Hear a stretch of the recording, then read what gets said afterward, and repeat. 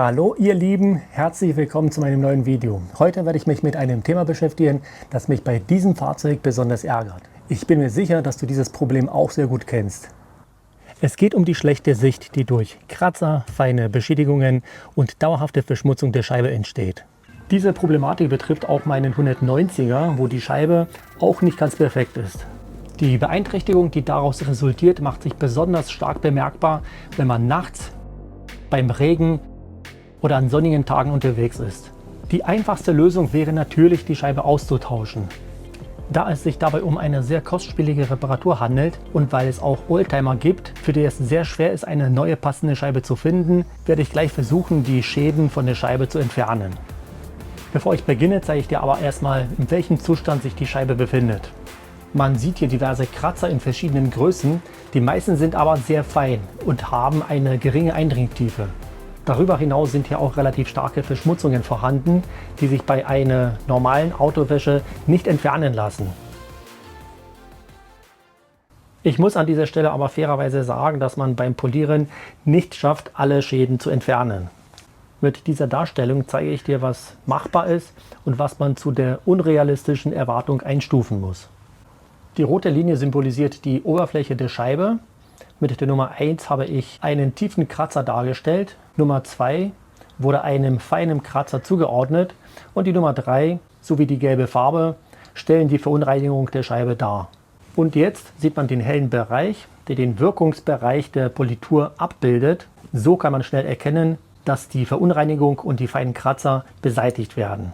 Die tiefen Kratzer werden leider nur in dem oberen Bereich bearbeitet. Der Restbereich bleibt unberührt und kann somit nicht entfernt werden. Das ist aber nicht schlimm. Die meisten Beschädigungen sind sehr fein und die Verunreinigung befindet sich an der Oberfläche der Scheibe. Dadurch, dass sie hauptsächlich das Problem verursachen, wird man durch das Polieren eine deutliche Verbesserung erreichen. Wie gut das Ergebnis in der Praxis ist, werden wir gleich sehen. Bevor ich beginne, werde ich aber erstmal die Scheibe gründlich reinigen. Dafür benutze ich einen Glasreiniger und ein Mikrofasertuch.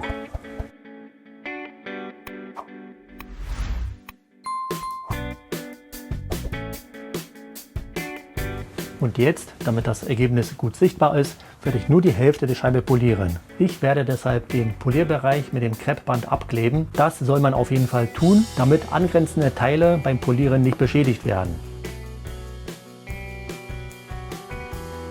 So, der Arbeitsbereich ist abgeklebt, die Scheibe wurde gründlich gereinigt, jetzt kann ich beginnen. Zum Einsatz kommt jetzt die Glaspolitur. Eine ganz einfache Lackpolitur wäre ungeeignet, weil die Scheibe einfach viel zu hart ist. Alle Produkte, die heute zum Einsatz kommen, habe ich dir in der Videobeschreibung verlinkt.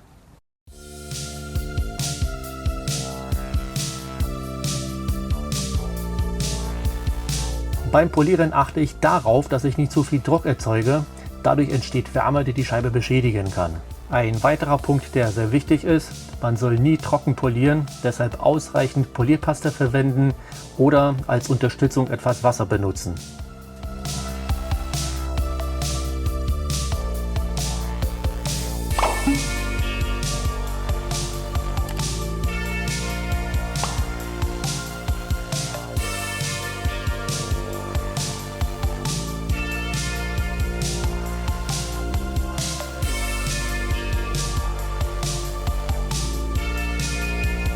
Nach circa einer Stunde ist die Scheibe fertig. Ich werde jetzt die Klebebänder entfernen und anschließend die Scheibe mit einem feuchten Tuch reinigen.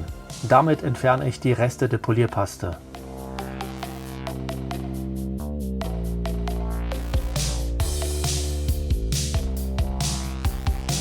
Und jetzt kann ich den Wassertest durchführen, um das Ergebnis zu prüfen.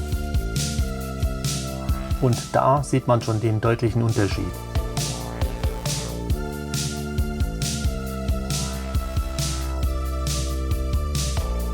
Für die bessere Ergebnisdarstellung werde ich jetzt die Scheibe abtrocknen und zeige im Anschluss die Vorher- und Nachher-Aufnahmen.